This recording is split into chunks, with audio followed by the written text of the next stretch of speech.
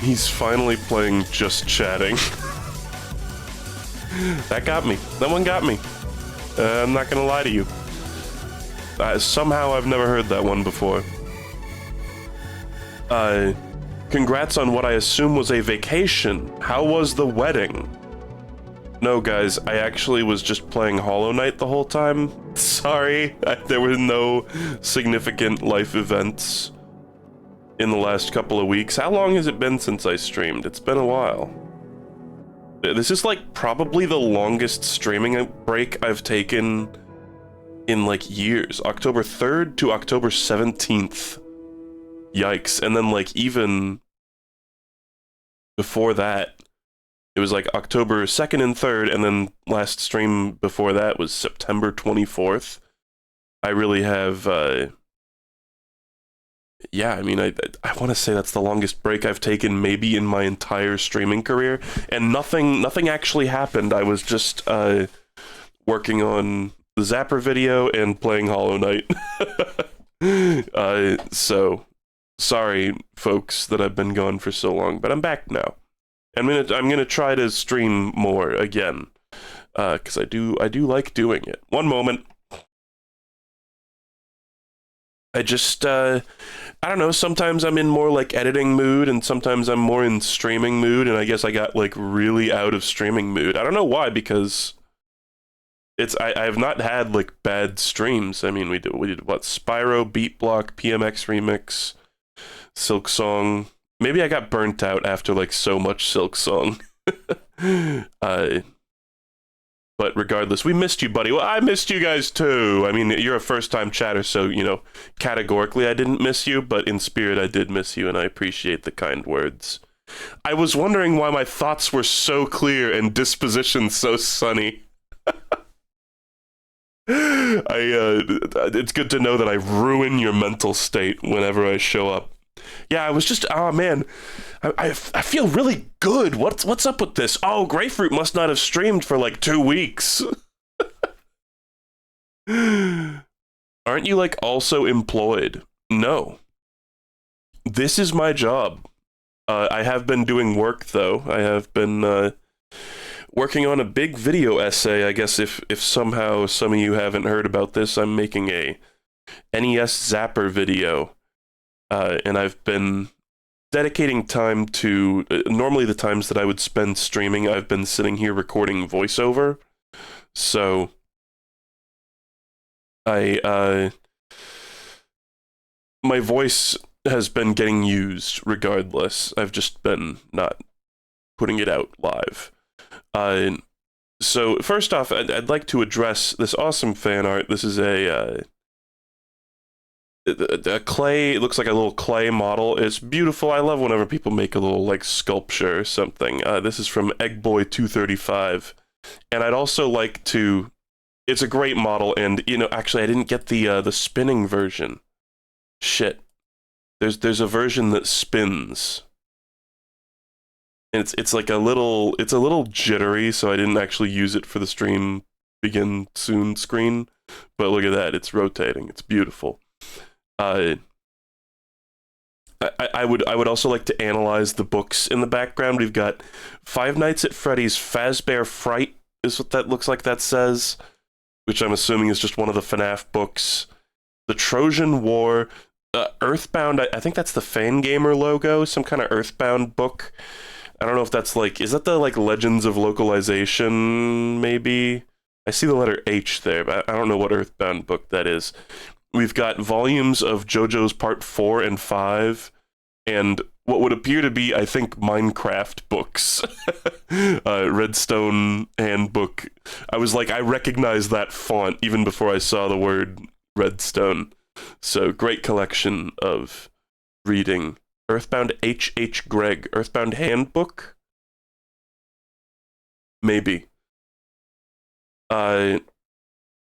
Anyway, thank you, Eggboy235, for this beautiful sculpture, and also for letting me pick through your... I mean, letting me, I did it, I guess, non-consensually, but picking through your books in the background. There's some good stuff in there. Those JoJo's volumes, I kind of want to get those at some point, but like I've already read through all of JoJo's, but I don't remember what that like publication of it is called, but like the Western publications of it just look really good. Even just like the cover art and stuff is amazing. So thank you, Egg Boy. How do you like part 9? I've been behind on part 9 reading. I haven't read the last few chapters. It's been good. It's difficult for me to keep up with a manga as it's coming out monthly. I know that monthly is much easier on the artist and lets them have more time to make it good. But I kind of think I'm gonna wait for a significant amount of it to come out and then binge a lot of it, frankly. But we'll see.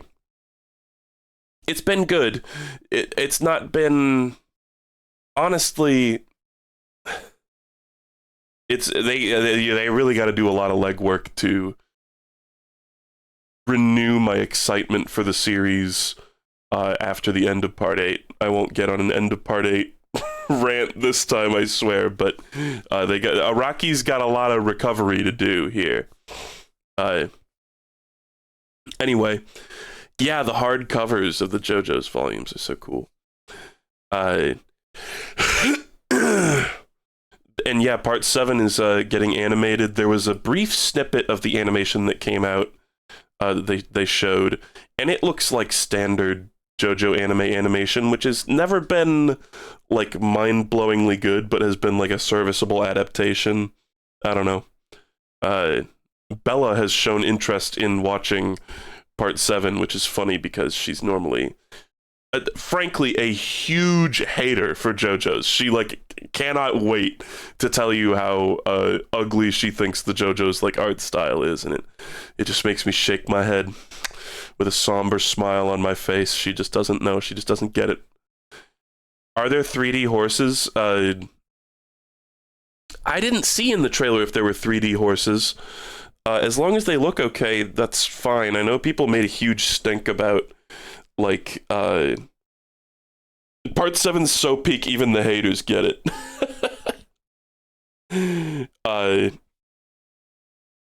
There's been a big kerfuffle about the Heese in part 7. People going, oh, are they going to have CGI 3D horses, or are they going to hand animate them? Horses are famously quite difficult to animate properly. I kind of think it's like, yeah, there are horses in it, but they're not really the focus of a lot of like shots, I would imagine. Maybe I'm wrong. But it's more about the people riding the horses, and it's pretty easy to animate somebody riding a horse when the horse is not like fully in frame. I don't know. We will see. We will see. I mean, what if they got... There's a different... It's like David Productions does the JoJo's anime, and then there's a different studio that does those cool 3D intro sequences, right? The like OP and EDs. I guess the EDs are not in the 3D style usually, but what if they got them to do the horses, the Heese? Fuck. Anyway, we'll see. We'll see what ends up happening there. Folks, we're gonna do reviews today. He's finally playing Just Chatting. Let's get music in here.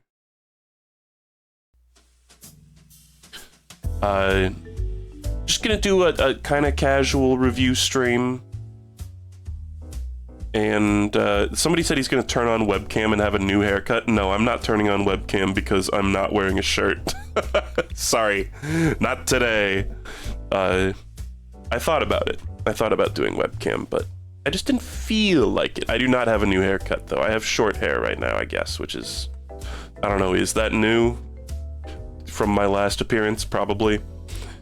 Balls on chair again. I'm wearing underwear. I am wearing underwear. Shut up. So, yeah, I guess we do Silksong first. That's kind of crazy, just jumping right in. Sorry, clearing my throat. Ugh.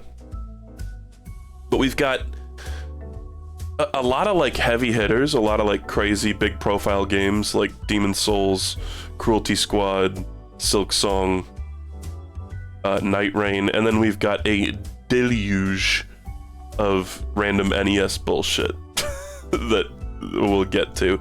You know, just right off the bat, I'm gonna put a little NA here for NES ephemera. Let's just copy and paste that. Tidy Whitey's streamer.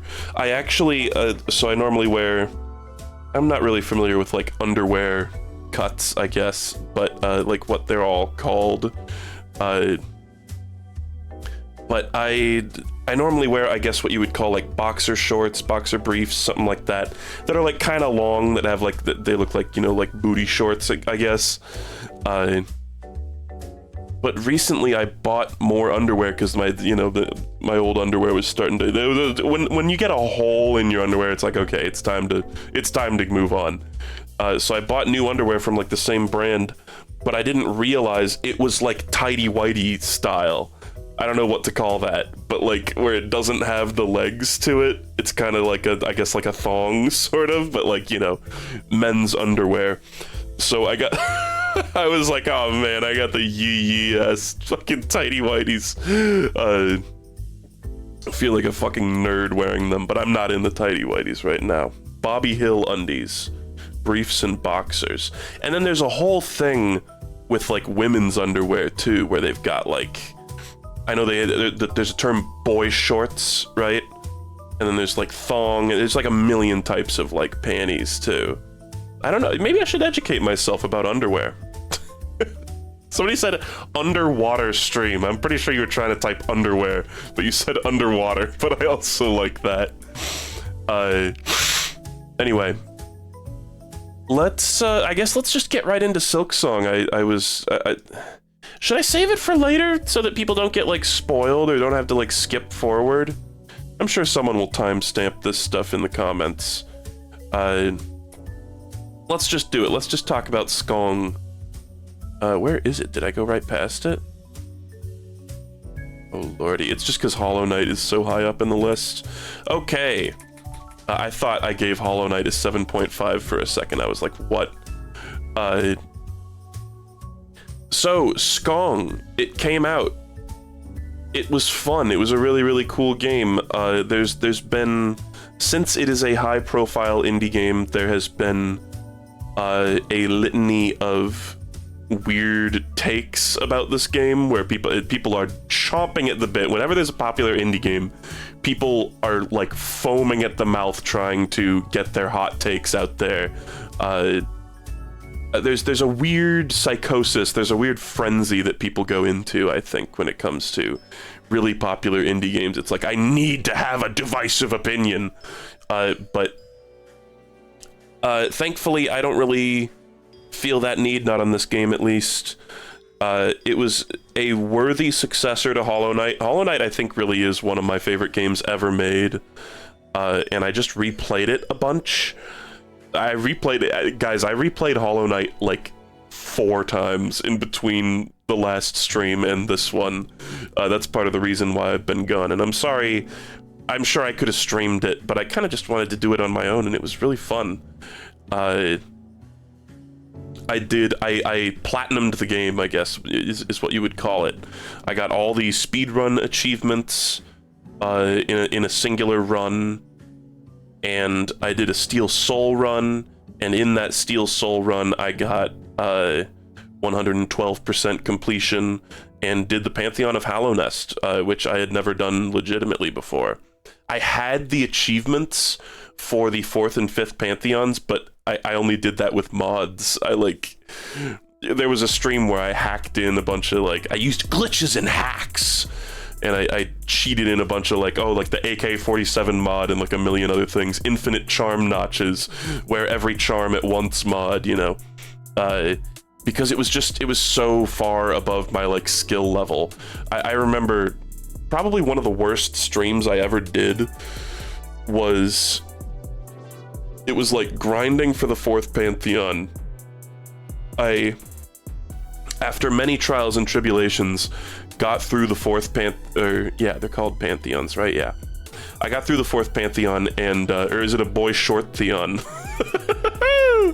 Oh, I'm back, baby, we're back. The final boss of the 4th Pantheon, I like unlocked it. I finally like clawed my way to there and just instantly got destroyed by it. And then it was like I sat there practicing that fight in the Hall of Gods for like, I want to say 4 or 5 hours, and just getting extremely pissed off at it and like salty. It was horrible. But after replaying through the game a couple of times, I like went back to that and I was like, actually, this is manageable. Like, I feel like I can do this now. And so I did that, and I had the same process. When I finally at the end of my Steel Soul run went through the first 3 Pantheons, it was like, okay, I blast through the first 3 Pantheons like no trouble.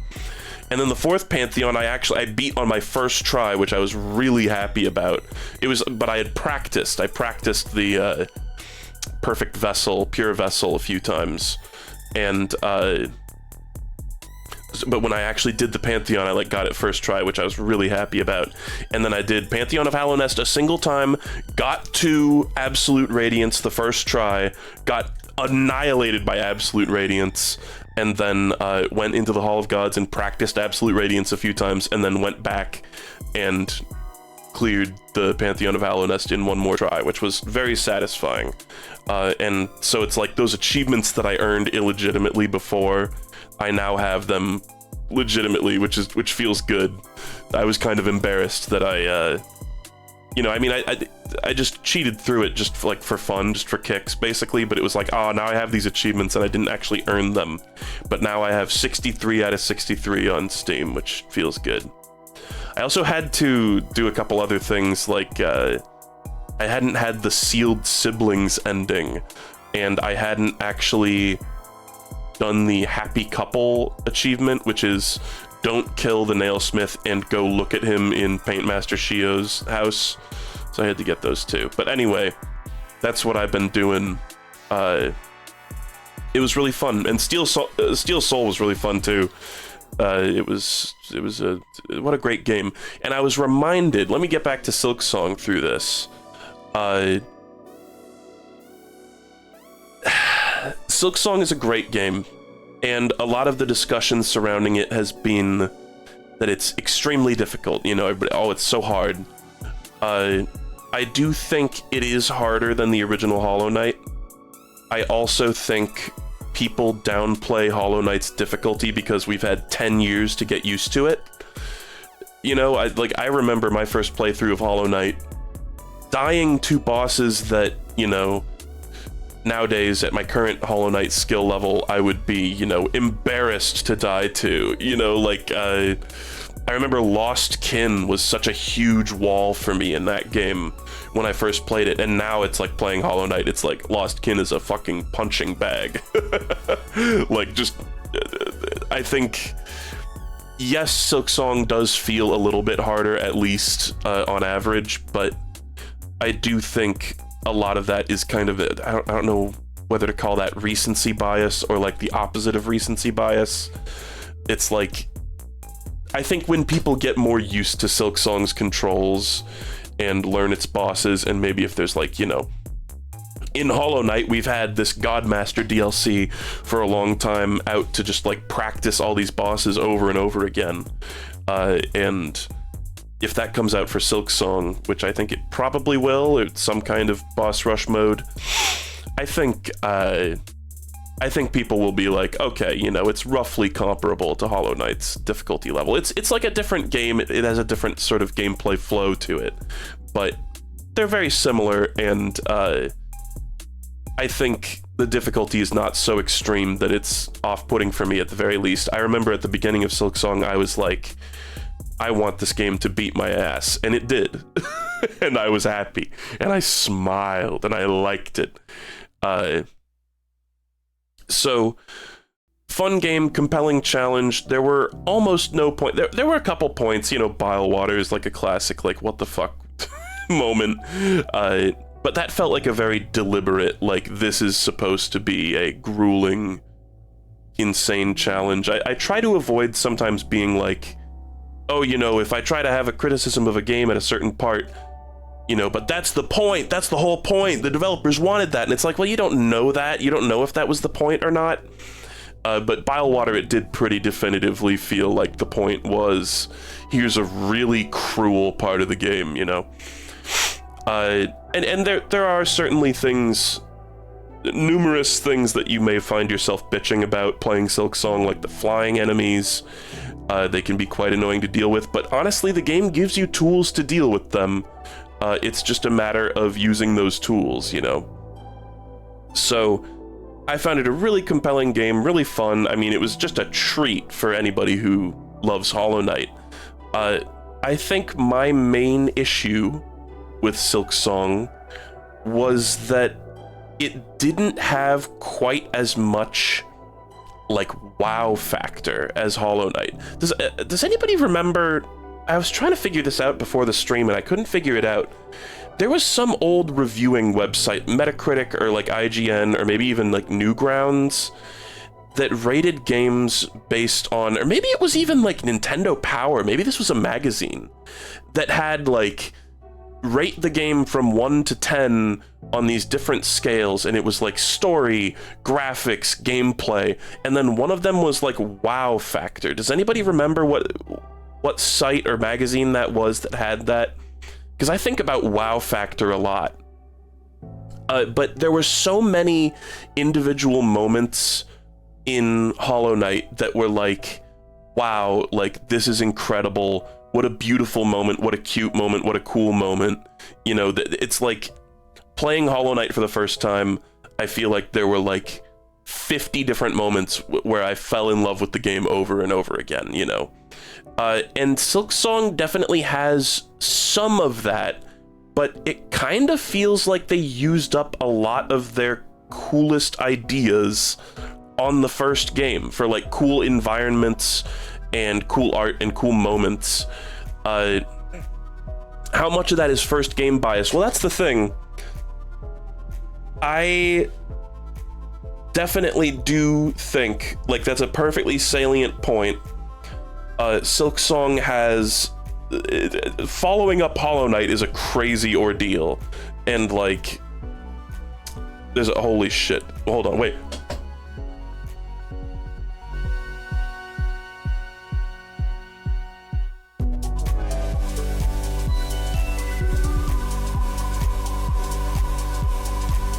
Shit, oh god, I messed up my OBS settings. Sorry, the drop was coming in and I had to freak out a little bit. Cat Jam shakes you. It definitely, there is a certain amount of this is the sequel to one of the craziest, coolest video games ever made. How the hell are they gonna follow that up? But I thought about that, chatter who brought that up. I really did, and I think, song name, you guys gotta play Poco. I'm not gonna drop the song name because you are going to go play the free hour-and-a-half long indie game Poco. It is a point-and-click adventure game, but get this, it's good. You're gonna play it. P-O-C-O. You're gonna go play it, and then you're gonna pick up the entire OST because that's what we've been listening to this whole time, and it's a great soundtrack. Okay, this song's name is called Cave Rave, if you really want it, but yeah, right? Isn't that a mind-blowing? It's such a good song. Anyway, there was significantly less of that magical factor for me, and maybe some of it was the fact that it's a follow-up, Hollow Knight felt purely novel, but you know what? Even the thing that really impressed this upon me was that when I went back and replayed original Hollow Knight 3 times recently, I was yeah, there's just so many rooms where I walk in, and even though, not only is this not my first time seeing this, I've also been through a whole nother game in this series now. There's still just so many times where I walk into a room and I'm oh my god, this room is so cool, or this fight is so cool or whatever. Now I do think something that Silksong really shines with is the boss fights. There's a lot of really, really cool boss fights. I think it might, if you asked me to compare the first and second game's boss fights, I would maybe even say I like the boss fights in Silksong a little bit more. There are certainly some fights that kind of feel maybe like a little filler. I don't know. There's some in Act 3 that I found, like the traps guy, who's like, "Oh, I laid a trap for you," and it's like, okay, like I killed you in one try. You're nothing to me. What even was your deal? Or the like Cloud Up B dude in the Blasted Steps. Is that what that area is called? There were some bosses where I'm like, why are they here? You know, what even is the point of this? Or like the Flame Father. There were some weird ones, man, but a lot of, particularly the main story bosses, or the more significant bosses, were very, very, very cool. And I even liked the weird ones, I don't know. But like the Last Judge, the Clockwork Dancers, Grandmother Silk was very cool. Now, I mean, we're getting into pretty crazy, like, spoiler territory, so if you haven't done Act 3, tune out now, skip to the next game, but, the final boss was a little underwhelming, but it was still cool, and it was still fun. I'm a Lost Lace enjoyer, but, the fact that it was like, oh, the true final boss is just the third iteration of a boss we've already fought a couple of times before. I was kind of like, like, could have been cooler. It was especially, I think that's particularly an avenue where it suffers in comparison to the first game, because the ultimate final encounter in Hollow Knight is the Radiance, which is like one of the coolest boss fights ever. It's so awesome and so like climactic and badass. Whereas Lost Lace, it was different, and it's like, hey, there's the power of contrast in there. At the end of Hollow Knight, you end up, you know, climbing the ultimate heights, and at the end of Silksong, you end up descending to the lowest depths. And that was pretty cool contrast. It wasn't a terrible final boss, but it was a little underwhelming. But overall, I think the bosses were extremely high quality, really cool stuff. Even just the random ones that are just laying around, I was like, hell yeah, brother. And I can't wait to refight them, whether like replaying the game or by doing some sort of boss rush DLC. You know, the first Sinner, that was such a cool fight. Yeah, I can't wait to fight all of them again, because they were really, really sick and really fun and kinetic. I really liked all the Act 3 like major bosses, the 4 like heart bosses, the bosses that give you those heart items. Those were all really, really cool. So that's one aspect where I would say it was a step up, but there was a lot of stuff that and it's hard to quantify, but I really do feel like Silksong had a lot fewer magical moments, you know. I'm having trouble putting it into words, but just I felt like the environments were a little bit less like vibrant and varied and beautiful. There was a significant lack of like, walk into a room and there's a huge thing in the background, huge inexplicable bug corpse in the background. I kind of miss all the little like, I don't know, all the little like Metroid-y rooms, if that makes any sense. You know,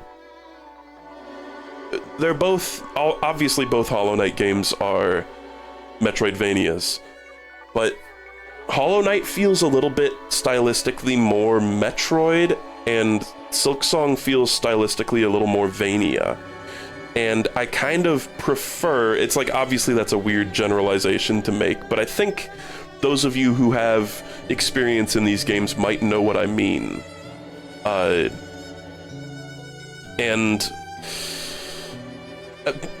Me personally, I kind of preferred the vibe and variety and arrangement of a lot of the areas and environments in Hollow Knight over Silksong. Particularly the Citadel. I was kind of bummed when it was like obviously Silksong's a huge game with a ton of areas and a ton of variety, but when I learned that all of Act 2 was going to take place in like kind of the same building, I was like, ooh, you know, that's a bit of a shame. Even though it's like, you know, the Coral Chambers is awesome, Clockwork Core is awesome, Cogwork Core? you know, there was tons of great moments in the Citadel, but I was kind of like, oh, you know, we're not going to really have that much like variety in this latter half of the game, which is a bit of a shame. So there. Oh, hold on, wait. Audio jungle, audio jungle, audio jungle. Is this going to be? This is macro blank. This is like sample-based music. I don't know if I feel comfortable playing that. Let's get Kirby 64 shit in here. Whatever. So overall, I would say I was very, very happy with Silksong. Obviously, I mean, any game that I stream like 12 times in a row, 13 times in a row, obviously I loved it a lot. It was a treat for Hollow Knight fans, but I do feel like overall, coming out of it at the end, and maybe this will be changed by DLC in the future, I feel like I liked it just the tiniest bit less than Hollow Knight. Again, just in terms of that wow factor, in terms of the art. It's a gorgeous game, it's got fantastic music, Christopher Larkin killed it on the soundtrack. Having access to a full orchestra was obviously a great boon to that soundtrack as well. You know, the games are very comparable, and maybe it does suffer a little bit from being a sequel, but honestly, I think, you know, in terms of, like, reviewer philosophy, I think, it's fair to compare a sequel to its original. I really do. Like, you can't get lost in the sauce doing that and comparing, like, every little thing, but I do think it's like, if you're gonna make a series, you open yourself up to comparisons to previous entries in the series. So, like, it's like being a sequel to something great is kind of a crutch in a way, and it's like you really need to, like, excel at absolutely everything. You know, you really need to, it's like, in order for a sequel to wow you as much as the original, you really need to blow the original out of the water, which it didn't really do, but it was still a very worthy successor. I don't want to sound like I was down on this game. I'm just, when I was done with it, I kind of had this lingering feeling of, like, I didn't like that quite as much, but I still definitely loved it. I would give it a 9 out of 10. You know, maybe on a different day I would even, like, change Hollow Knight to, like, a 10 out of 10 and give this, like, a 9.5. They're both excellent, excellent games, and maybe DLC will fix it. Maybe it'll be, like, even more of a banger after that, so we'll see. But that's how I feel. I know I went on and on about, like, negative stuff, but it was a great game. I just wanted to describe, because I hadn't really heard anybody talk about that aspect of it, and that's something that I feel kind of strongly about. Everybody's so caught up talking about the difficulty, you know, oh, this part was annoying, and it's like, whatever. Who cares? I don't really care. You can get past it, you can get over it. It's like, there's always going to be friction in the first playthrough of something difficult, a challenging video game, you know?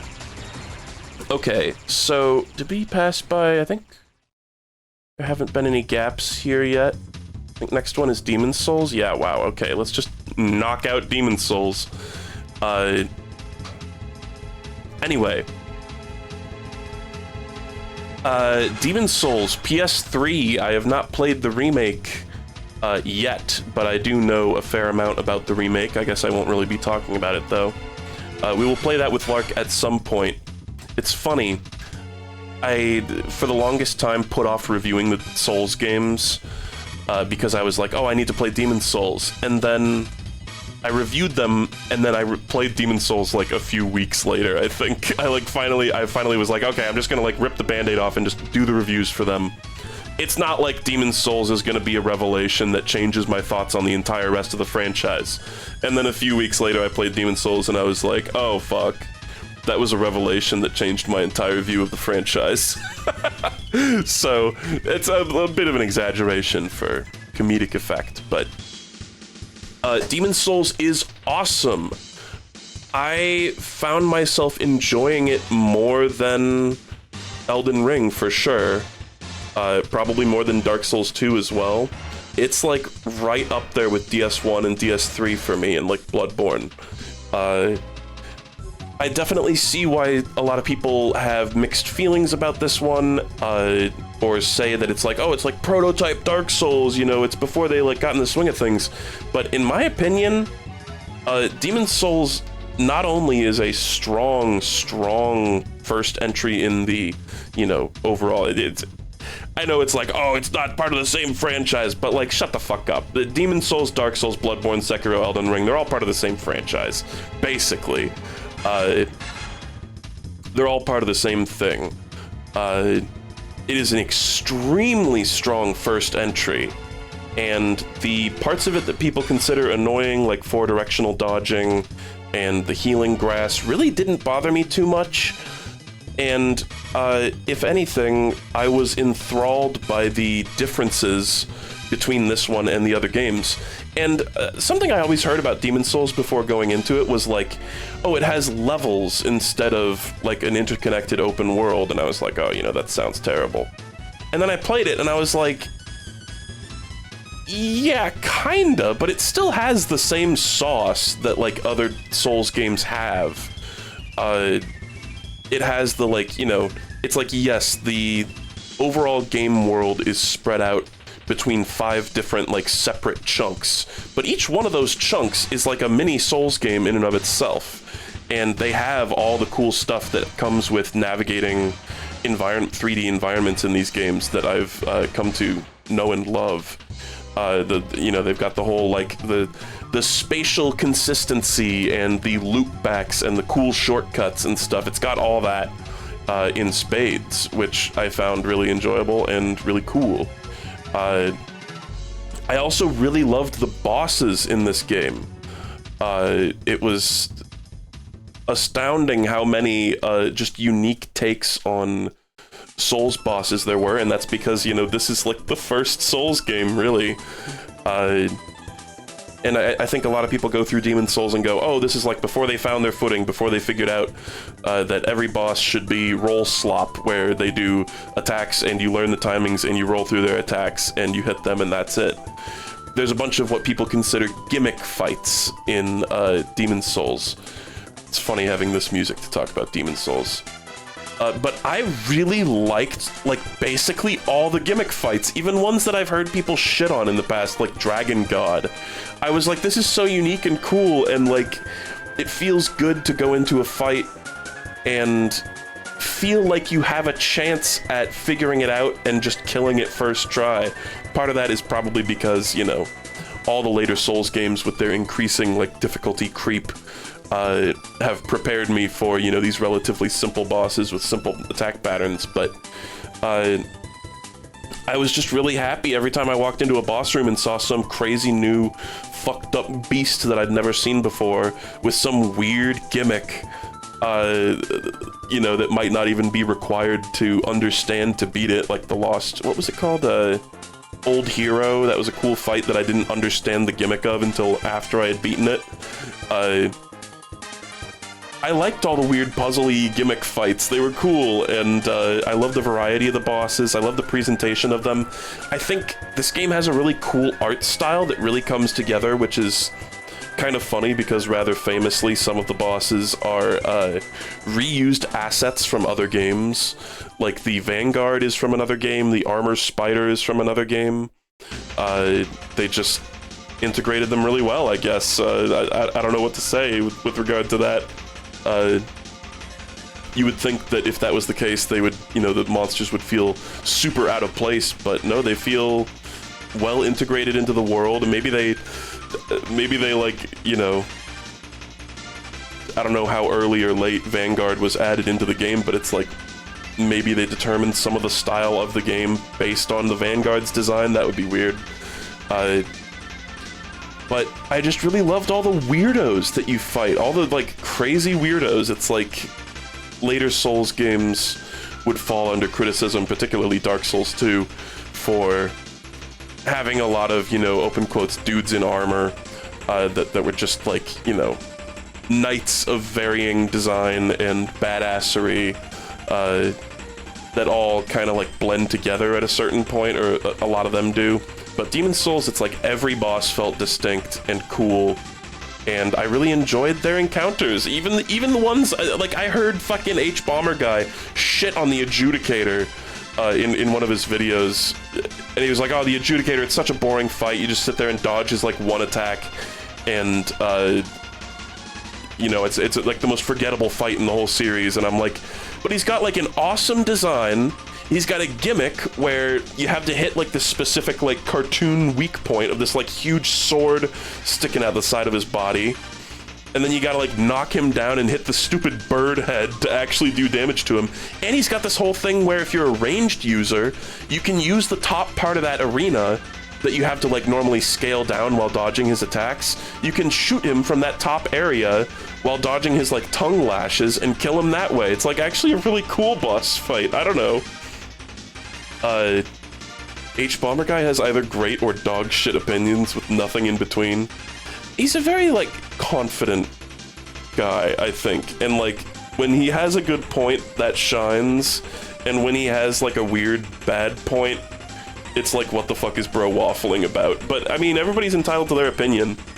But I love the fucking Adjudicator. I thought it was awesome. That was, like, one of my favorite bosses in the game. Something that was impressed upon me playing this game is that this is the originator of like half of all the ideas used in later Souls games. This is where Poison Swamps are from. This is where Storm Ruler is from. They reused... It blows my mind that they reused the Storm Ruler in name and everything in Dark Souls 3. They just were like, you know what was a banger idea? Was the sword that has a crazy storm slice when used in one specific room. Do it 3 times now. It was like, not only did they have it in Demon Souls, where it was a very cool, against the Storm King, that was a very, very cool fight. Then they were just like, yeah, just bring it back again for Yorm in Dark Souls 3, and then in Elden Ring, they were like, yeah, bring it back for the stupid, like, snake fight. I mean, that was an awesome boss fight as well, but... Playing Demon Souls, I was like, damn, this is where they got this is where so many ideas that they've just repeated ad nauseum throughout the series were originated. And it makes me respect it all the more because it's like every subsequent Souls game has in some way, shape, or form copied off of Demon Souls' homework, you know? Thinking about Dark Souls 2 with the Looking Glass Knight and Dark Souls 3 with Half-Light Spear of the Church, you know? They're just copying off the old monk's homework, you know? That's an idea that they did. They knocked that out of the park in the very first game it appeared in. That shit's crazy to me. So I really have almost nothing but positive things to say about Demon's Souls. Like, what don't I like about it? I'm really genuinely sitting here struggling to think is there anything I didn't like about it? There were some parts that were kind of a pain in the ass. I think the structure of it might be a bit of a downer for me. It was it actually kind of had a similar problem to Elden Ring, gender-locked armor. It had a similar problem to Elden Ring for me, which was... It's almost like a puzzle trying to play through this game and never having a moment where you feel like you're over or under leveled. It's like, is the ideal way to go through this game to do all the 1-1s, like do 1-1, 2-1, 3-1, 4-1, 5-1, and then go back and do 1-2, 2-2, 3-2, 4-2, 5-2. Like, is that the way you're supposed to do it? Because for me, I kind of blitzed through, you know, 1-1, 1-2, 1-3, 1-4, and then you get stopped by that, like, fog wall. I don't know.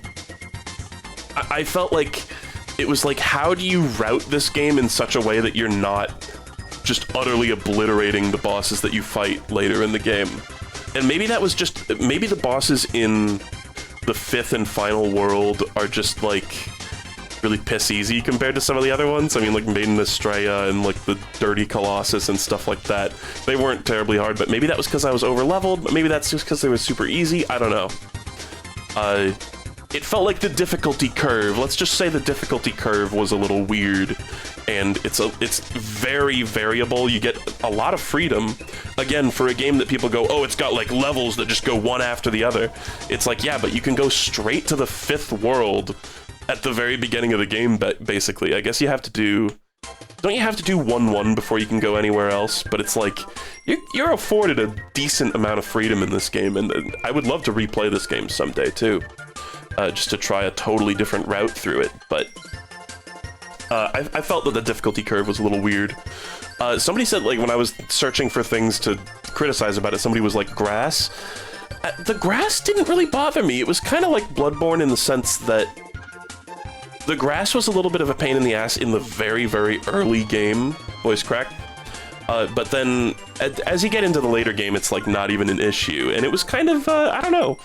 I found it a refreshing change of pace from Estus. You know, Estus has its own benefits and drawbacks, but the biggest thing with Estus is that if you run out of it, you're basically like, you know, you can clutch shit out with no Estus, but you're usually basically fucked if you're in a situation where you're using up all your Estus, you're probably fucked. Whereas the grass in Demon's Souls, it's like, you can stockpile it, you can find more grass while you're out on a venture, and, you know, crucially, you can go from having no grass to having some grass without going back to the Nexus, which is kind of nice. It has its own perks, I think. I don't know. I guess 4-directional rolling was like a bit of a pain on some of the fights. Like, I really felt that during like Flame Lurker and shit like that, but overall it was like all the things that I thought were going to be really annoying about it really weren't that bad.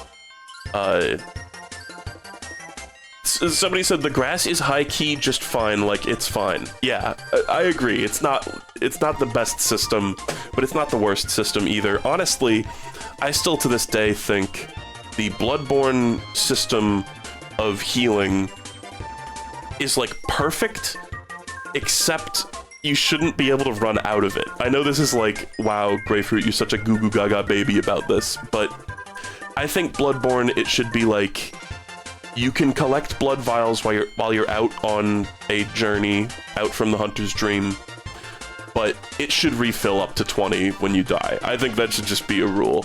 I don't know, because it's like the ability, the fact that you can run out of blood vials, the only type of situation that introduces into the game is a, oh fuck, well now I have to go grind situation, which in my opinion is just not that fun. I know it's an RPG.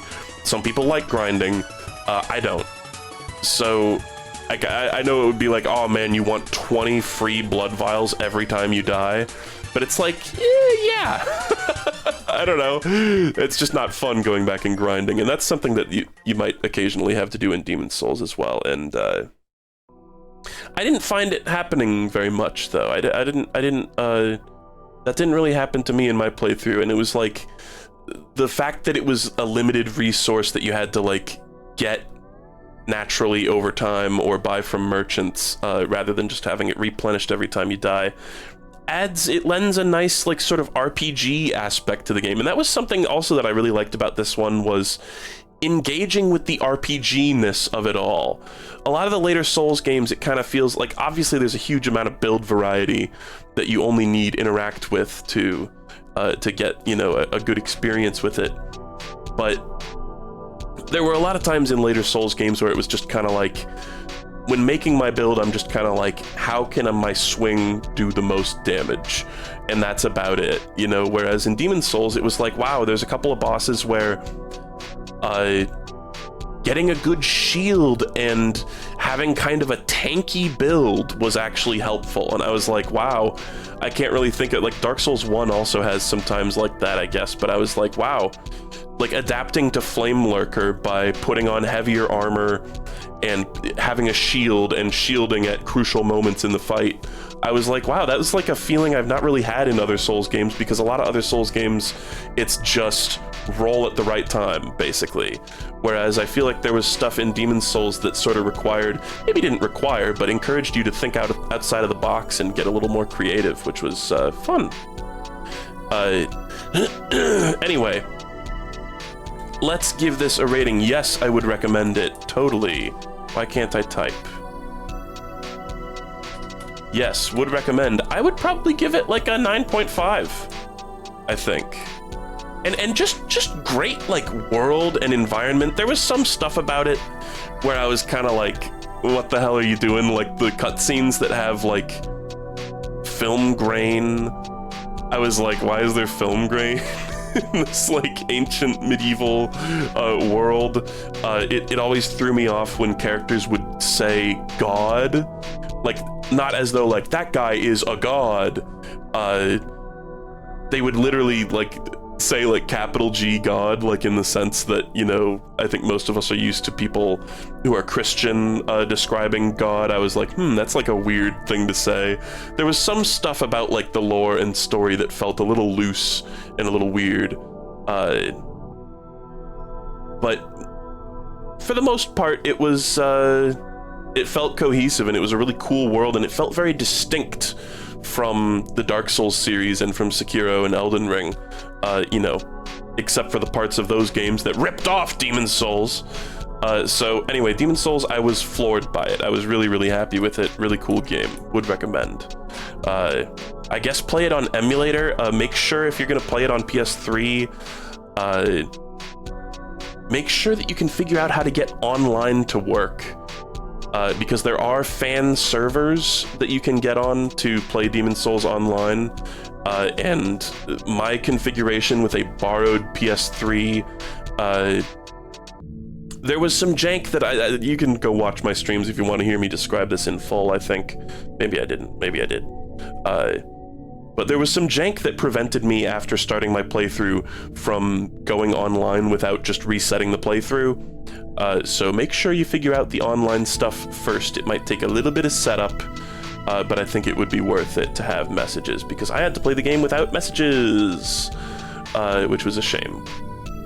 Because I just like them. They're, you know, sometimes they're helpful, but they're also just cool. They're funny. I think there's a lot of like funny message types. There's always those little like musings that are in like the other ones, like a dream, or you're in the know, right? And stuff like that. I think there's some really funny ones in Demon's Souls, but I never got to see them. Anyway. Yeah, and emulating it's pretty apparently accessible and easy too. I just didn't do that. And the fan servers also work on emulator. Anyway. Elden Ring Nightreign. I was not the biggest fan of this. It says gave up on the spreadsheet here, but like with the structure of this game, there were several runs that we completed. It's kind of a roguelite type of deal, whatever the hell you want to call it. It's like a co-op Elden Ring roguelite type of deal, which is very strange.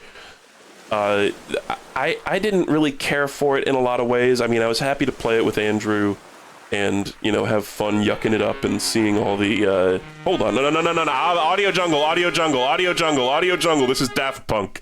We can't listen to Daft Punk, I'm sorry. It's gonna get me fucking destroyed. Those ocean sounds, there was like 10 minutes of ocean sounds there that might get me yeeted anyway.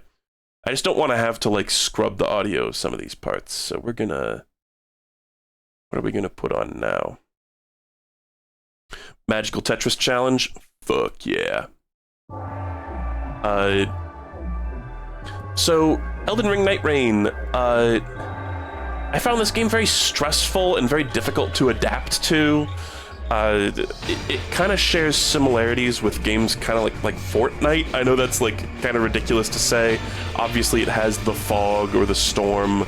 But it also just has this whole aspect of like going around like killing things and looting gear and figuring out your best gear and accumulating all these different like items and weapons and stuff and making the best build that you can in this relatively short period of time. Oh yeah, that's loud. It's a friend slop Fortnite Souls game. Yeah. Let me know if the volume's okay. Sorry, it was a bit loud there. It hasn't been loud the whole stream, right? Though it's just been that song. Hopefully. Oh boy. So, Act is so fucking peak? Joopy, what are you talking about? Act? Are you guys having discussions that aren't pertinent to what I'm talking about? Banned. 1,000 Years Dungeon. Anyway. Just a little joke, by the way. By the way, guys, did you see Joopy has begun editing down, like, my Half-Life streams from ages ago? There was a Half-Life Blue Shift video, which I'm really glad, Joopy, that you're doing that, because those streams were good. I think those were really fun, entertaining streams, and they also had a bunch of parts where I was like really annoyed. So you can just cut out all the parts where I was really annoyed and just have a bunch of like good, funny moments with like really cool video games. So I paused editing Opposing Force to be here. So shoutouts to Joopy, go check out the Blue Shift video. Blue Shift gets shafted. It gets blue shafted a lot of the time, and it doesn't deserve it. It's a great game. So Nightreign, it's not really my type of game. I didn't really find that I gelled with it very well, and I was really hoping that at a certain point I would get into the rhythm of it and be able to adapt in runs and play it well, but frankly, I felt like I never really got the hang of it, even after streaming it like 6 or 7 times. It just never really clicked for me. I'm sure that this game is a huge treat for people who have played Elden Ring like 10 times. I mean, I've played Elden Ring a few times. Despite not liking it as much as the other Souls games, I've still played it a few times, but people who are like intimately familiar with like every weapon and every spell and every mechanic, I'm sure it's like a buffet for people like that. But for me, I was kind of like, a lot of the times I was just like, oh, you know, I'm running through, my teammates are ahead of me, I'm looking at like what weapons to get, and I'm like, I guess I'll just go with the one that has the highest number on it at this point, because I don't really know too much about all these weapons' movesets, and I don't know, you know, the type. For a while I didn't know about like the type weaknesses of the bosses and stuff like that. I don't know where to find certain weapons of certain types. The map was just inscrutable to me for a while. It took a long time to be able to like parse what was happening on the map. So there was a lot about this game that was just like stressful. I said that playing it made me feel like I had the flu a lot of the time. And as much as I really love co-oping in Souls games, I was put off by this one. I didn't really care for it too much, and particularly the fact that so many of the bosses are just so tanky, and like I know it's like at the end of the run, you know, you're gonna find a very tanky boss that has like a fuck ton of health, but it just feels like a slog fighting a boss where you hit it and your heaviest swing on the boss does like a tiny little like pixel of damage on their enormous health bar. And I'm just like, man, it just feels like we're just whittling away at this brick wall for like 15 minutes before we get anywhere with it. And, you know, we were capable of killing certain bosses, which obviously means, you know, we were able to do it, but it just didn't feel satisfying. You know, when you're playing a Souls game, it's like you dodge the boss's attack and you get a hit in on them, and it's like, boom, that's like a 20th of their health or something. Whereas in Elden Ring, it was like, I feel like I'm playing like Final Fantasy XIV. I'm playing like an MMO raid boss instead, which if you're into that kind of thing, I'm sure this game is quite a treat. I'm not trying to take away anyone else's enjoyment of this game, but it really wasn't my type of thing. And it was also brought down by the fact that, like, already I had such Elden Ring fatigue. Elden Ring just had so much repeated content that I was just sick of it at a certain point, and especially after playing it a few times, it's like, oh man, just the amount of like copy-paste stuff, and then it's like this whole game is copy-pasted Elden Ring stuff besides, you know, the end of run bosses, which were all very cool. They looked cool, they had neat designs, they had neat attacks, but it was like the vast majority of this game is just copy-pasted content from other games. I kind of got a kick out of the fact that they were just like, fuck it, just bring bosses from Dark Souls into this. Like, screw it, we're just gonna have them be some of the, like, you know, second day bosses, and that was pretty cool. It like destroys what little canon remains of this series, but whatever. It's like Nightreign didn't feel very canonical. Apparently there is lore, there's like a story and stuff, you know, I mean, I got that impression playing through it, but like apparently there's a lot more that you can like read up on if you have, you know, the inclination to do so. But the inclusion of Dark Souls bosses is so immersion shattering in something that was already not a very immersive experience. So that kind of, it's a double-edged sword. I like seeing the Centipede Demon show up in HD, but I also had certain reservations about it. So honestly, personally, I don't think I would recommend this. For me, playing it, it was like a 6.5. That's just what my gut feeling tells me. It's a very different, it's definitely not a Souls game in the traditional sense, even slightly. But, you know, if you're really into Elden Ring, and I think of all the games to make this kind of thing with, Elden Ring makes sense, because Elden Ring has so much content and so many different, like, weapons and so many different enemies and so many different bosses, that it's like, if you're gonna make a game that's like, here's our remixed weirdo version of this game, this other game that already exists, where, you know, you get this, like, very fast injection of, like, content in all these short little runs. I think Elden Ring is an appropriate game to do that with. I just was already so fatigued on Elden Ring stuff, even after just one playthrough of Elden Ring base game for the first time, let alone the replays, that it was hard to be enthusiastic about a lot of this. So, anyway, yeah, wasn't the greatest experience. I was kind of sad that I didn't like it as much as I could have, maybe, but I really tried. I really tried to enjoy it. So that's Nightreign. I would recommend it if you're really into Elden Ring, I guess. But otherwise, maybe not. I don't know. Like I said, it's just not really the type of game that I'm typically into as well. Okay. We have got some heavy hitters out of the way. Those are ones that where I'm gonna, you know, talk about them for a long time. It's already been an hour, and we've talked about 3 video games, I think. But now we're going into the lightning round, baby. We're gonna do NES slop reviews, which should take significantly less time. Pictionary, NES Pictionary, the famous NES Pictionary. This game is known for its baller soundtrack. And nothing else. The actual gameplay is not very good. If I recall, I played these a while ago and in brief stints, so forgive me if I'm forgetting certain things about it, but I want to say it didn't play very much like actual Pictionary, and God, maybe I should have gone back and, like, refreshed my mind on this, but what I do remember is that it was not very fun. There's these little annoying mini-games that make up most of the actual gameplay that I did not find enjoyable. I think there is a certain amount of, you know, drawing and guessing what the drawing is, and I think there's also, like, a multiplayer mode that functions differently, and there's also, like, have the AI draw for you, you know, AI, the NES, there's, like, some preset drawings that you can get that you try to, like, determine what they are, and I think it's like I want to say it's like you play the shitty little mini-games, and whenever you do something in the minigame, it reveals, like, a tile of the drawing. Oh, voice crack.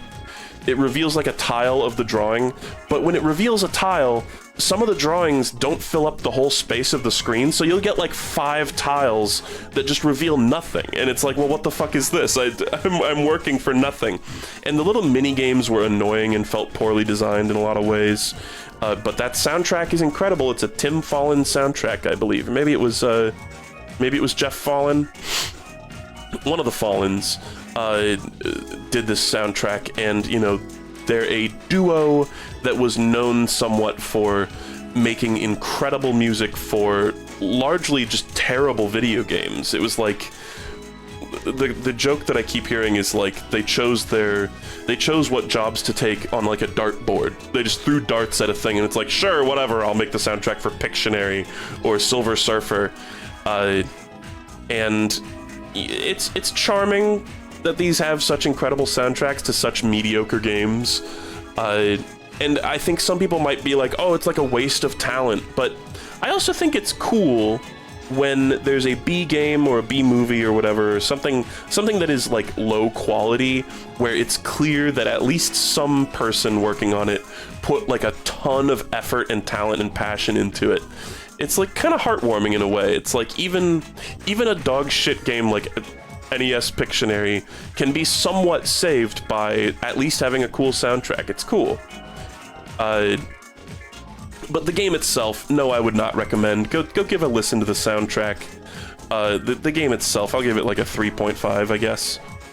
Okay, Pinbot. This is a rare game on the NES. No, it's not hard to come by. It is developed by Rare.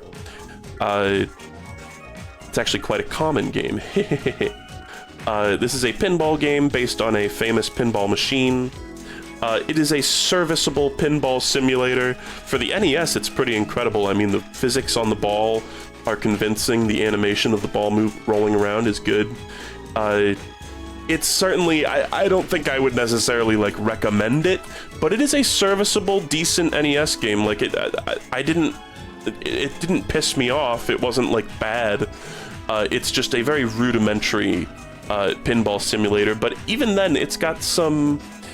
Even beyond, this is like not necessarily how much I enjoyed it, but I do admire it for how technically impressive it is. Like, it looks cool for an NES game. It's got a striking visual style. It's got like sort of an interesting use of like color palettes, limited color palettes, and it's got this it feels like an anachronistic effect.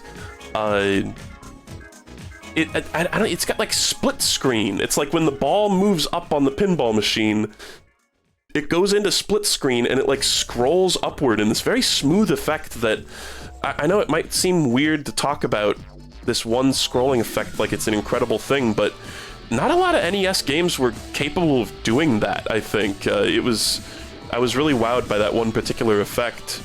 And I think it must have been no small deal to like pull off that kind of thing on such limited hardware. So props to Pinbot. I don't know if I would recommend it, but like it was like hold on.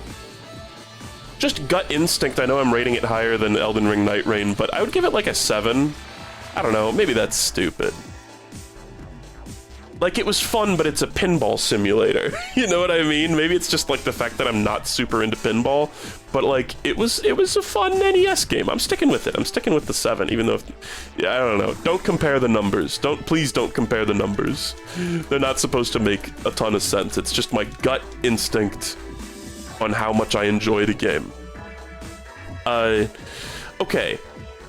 Amagon. This one was not very good. This was one that a lot of these games I picked up from game stores just based on the box art, and this one just had amusing box art of like a weird little shrimpy guy turning into a giant buff caveman. It is a platformer. It's pretty basic, like sort of run and gun platformer, where you can collect this power-up that turns you into a big buff dude, and then you run around with a really funny running animation and beat the shit out of things with your bare hands, which was entertaining for like 5 minutes, and then I got bored and stopped playing. It had honestly, pretty dog shit graphics.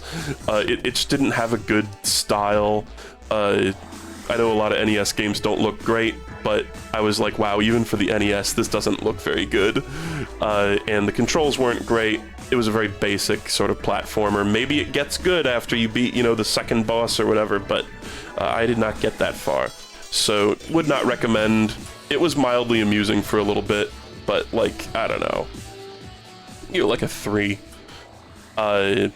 Videomation. This is, like, not even really a video game. I'm tempted to give this an NA. Okay, this is Tunic music. We can deal with Tunic music. I like that. Yeah, this will just keep us going for the whole damn rest of the stream. I don't know if I'm going to get through all of the games to review here, because we've got all this stuff, and it's like, you know, we got a bunch of NES slop, but then we got some stuff like Spelunky, Metroid, Peak, Katamari Forever, Cruelty Squad, you know, some stuff that is going to take a little more talking, so I can already feel my voice has been a little rough recently because I'm dying, and also I've been recording voiceover, so. And we've also got these to talk about. These are ones that I played off stream. Is Bella here? Bella, we're not finishing this game, right? I can probably just take this. I get the impression that you don't want to play this one anymore, but maybe we will. Anyway. Let me just like take a breather for a second, man. These streams always take a lot out of me, but they're fun. I like talking video games. We like to talk shop. Whew. Okay, Videomation. This is an animation software on the NES. It's more interesting to look at just as like a cultural... What game? Strong Bad's cool game for attractive people. We like started playing it and then certain circumstances led to us like stopping playing it. I'm not against playing more of it, I just get the vibe that we're not gonna finish it. Anyway, Videomation, it's more interesting to just look at as like an artifact than it is actually like usable or useful. I'm sure somebody could make... It almost feels like, you know, remember when we were talking about like demo scene stuff where people make crazy creations on very limited hardware? I'd love to see somebody make a crazy fucking animation using Videomation. But it's kind of like Mario Paint sort of deal, where you can make animations and drawings and stuff using this very rudimentary NES animation software. It's very clunky, it's very hard to use. Obviously, you're navigating it using an NES controller, so like, that makes sense. I don't really have much to say about it. It was probably cool back in the day to have it, but nowadays it's like, I struggle to think of something that's more obsolete.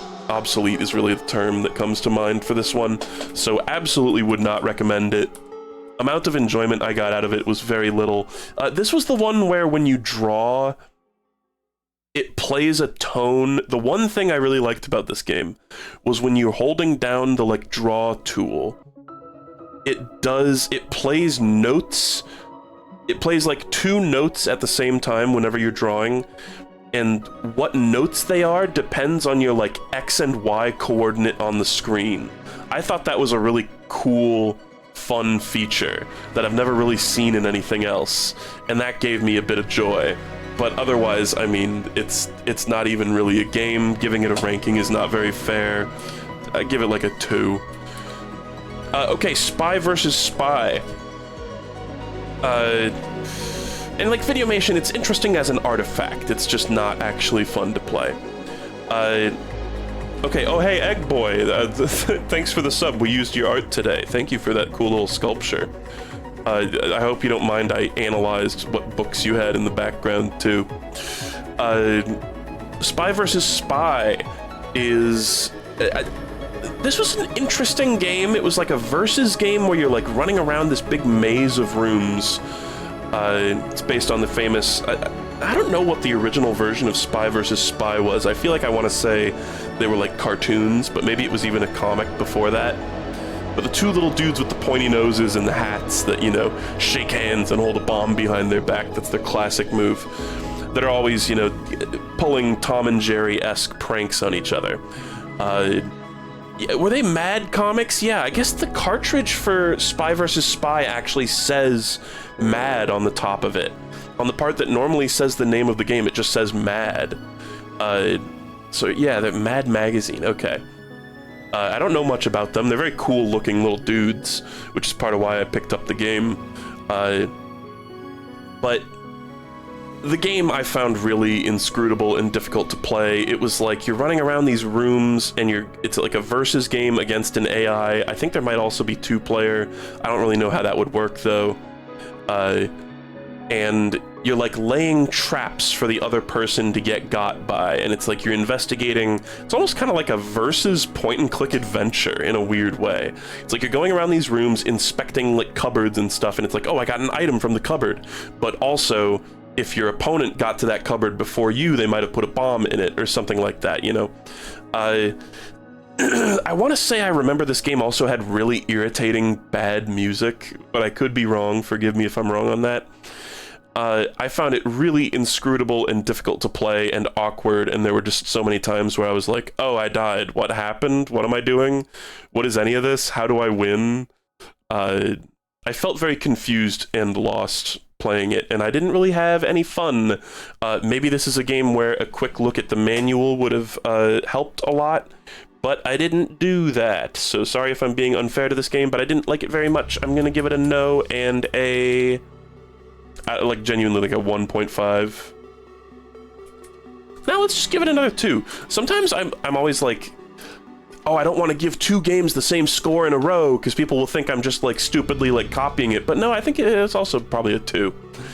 It was kind of interesting, neat ideas, but not fun at all, I think. Okay. Rad Racer. This was actually a pretty fun one. It's a car racing game. Wow, we've got 175 viewers for this. Jeez. That's crazy, I think, for review streams. It's probably just because I haven't streamed in a while. By the way, guys, I'm going to stream more video games soon. I had been collecting this little list of demos that I want to play, just indie game demos, and then I realized I think a lot of these demos are here. I just saw a bunch of them cropping up, and I was like, oh, there's these, and there's a couple old ones that I've been wanting to get around to playing. So I might do like a demos stream. I didn't realize Steam Next Fest is going on. And so that's probably why there's a lot of demos going on right now. But I will do those. I saw Northern Lion played Morsels the other day, which was pretty cool. Morsels demo is one of the ones I'm going to be checking out, even though I have already watched Bella play that quite a bit. So look forward to that. I think I might also do a Whack Games. I've finally like accrued enough actual short games to do a Whack Games stream in, so and then we'll also probably do maybe Majora's Mask soon. Don't bet on it. And Space Channel 5. I want to do Space Channel 5 as well. So I've got a lot of games lined up. Forgive me, I just haven't really been in a streaming mood lately, and I've been working on other stuff, so we'll get back to that soon, though. We will get back to playing video goddamn games. Okay. Rad Racer. This was a very fun car driving game on the NES. It's kind of like Outrun. If you watched the Bayou Billy playthrough, it's kind of, or Mad City.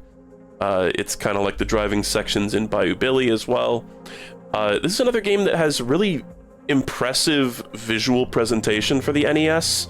The effect of like the 3D road stretching off into the horizon, it looks really cool. And I think I remember seeing a Sharopolis video talking about how like they had to pull off some crazy technical shenanigans to get this game to actually look like that on the NES, but it paid off. It's a really fun game. It's basic. A lot of NES games are very basic, but I liked the varied environments. I thought it was a really, really beautiful looking game for the NES, and it was fun. Now, when I played it, I never realized that there is music in the game. If you hit like maybe up or down on the D-pad, I think it's down, you turn on the radio, and there's like different songs that you can listen to on the radio. And I remember getting a comment on the Rad Racer VOD from somebody being like, I can't believe in the entire time he played that game, he never once accidentally hit down on the D-pad and discovered that there's music. But the whole time I was playing it, I was like, man, just sucks that there's no music. And then it's like, oh, there actually is a music feature I just didn't know about. So honestly, for an NES game, yeah, I'd recommend this. If you're gonna play any NES games, check out Rad Racer. It's fun, it's challenging, it didn't feel like bullshit. Honestly, if this wasn't part of like an NES slop stream, I probably would have tried to grind all the way through it, because it was just genuinely a fun game with cool graphics and cool fun gameplay. It felt satisfying to, you know, take the turns and dodge the other cars on the road. It was fun. I kind of liked it more than Outrun, honestly. I think. Yeah, I will not be playing a ton of Vampire Survivors clones. I did hear people complaining about how the Next Fest is just like a fuck ton of Vampire Survivors clones. Thankfully, I'm not really into that type of game. What's the one that a lot of people are really into lately? I forget what it's called. Anyway. Rad Racer, fun. What are we giving this one? Like a maybe 7.5? Yeah, Mega Bonk. Let's give it like a, that's a high score, 77.5 out of 10. Holy shit, he loves it. Rad Racer shatters the ceiling for what's possible to rate a video game. Holy fuck. Anyway, Astyanax. This game I have a decent amount of fondness for. It was a cool experience, even though I didn't play a ton of it. It's kind of a side-scrolling Castlevania-y Zelda 2 kind of deal. It's an isekai, I think. It wasn't the story that, like, this kid gets transported from his normal, boring life into a mystical universe? Maybe I'm misremembering. Again, these were all quite long ago, but I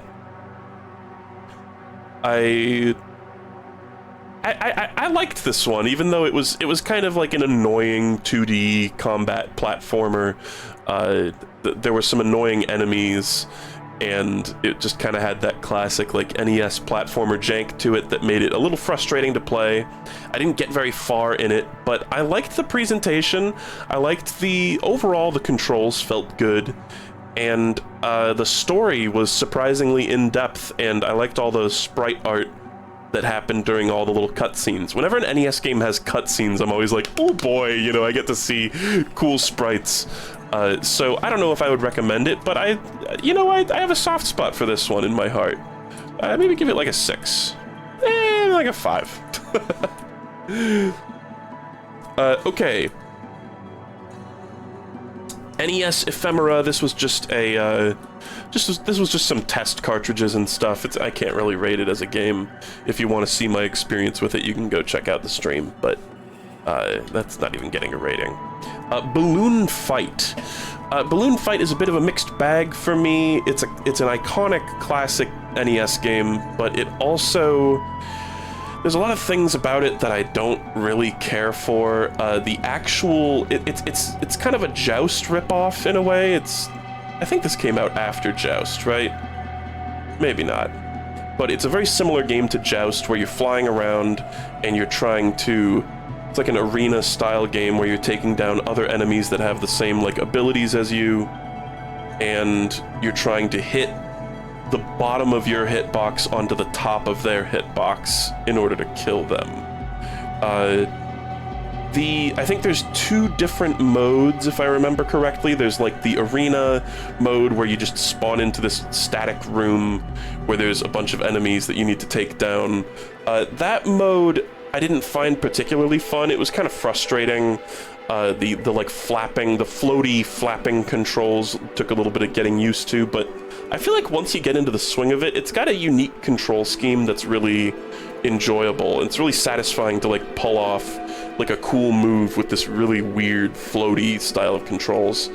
But the mode that I really liked was the one where it side scrolls. It's an interesting example of scrolling right to left. A lot of auto scrollers go left to right, but not right to left. And of course, the auto scrolling mode also has the iconic music. But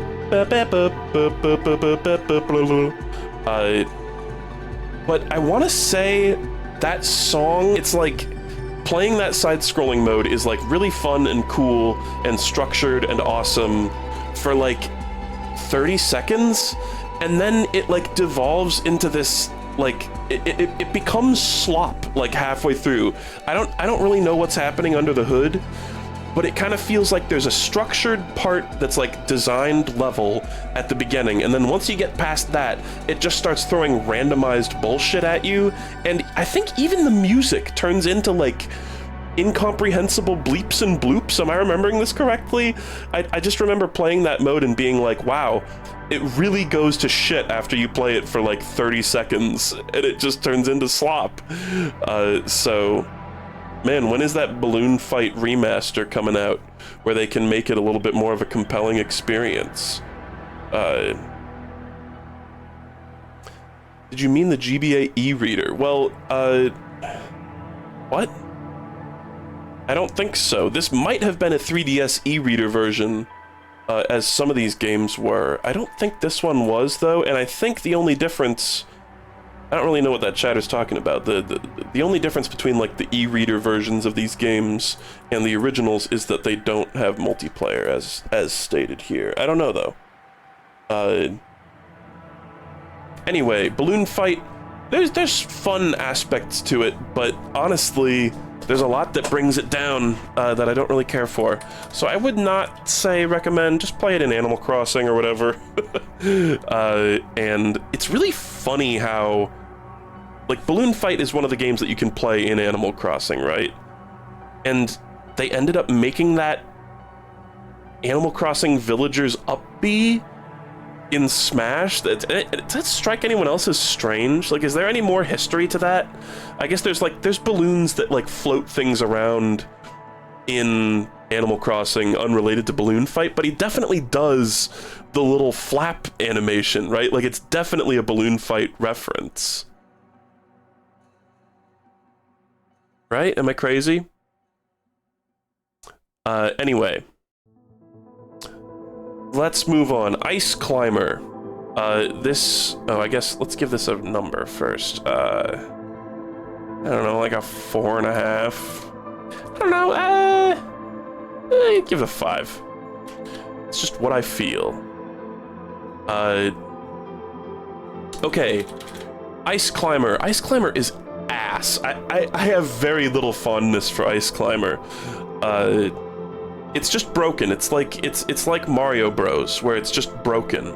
It's a platformer where platforms aren't platforms.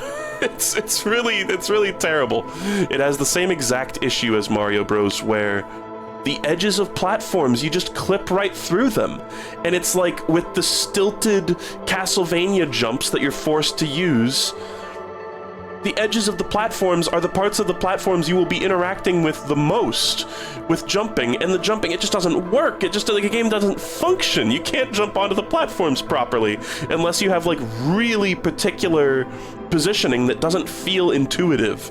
And I feel like even if the platforming and jumping worked properly, it still wouldn't be a terribly compelling game.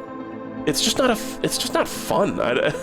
It's just not terribly fun. It's like you're breaking through the ice to climb up this mountain and grab the legs of the, like, pterodactyl. It's just not terribly compelling. It's a very slow platformer, and it's just broken. I kind of hated it, honestly. I kind of got pissed off playing Ice Climber because it was just so frustrating and dull and bad. Sorry to any big Ice Climber fans out there, but I don't know, like a 1.5? There's very little to like about it.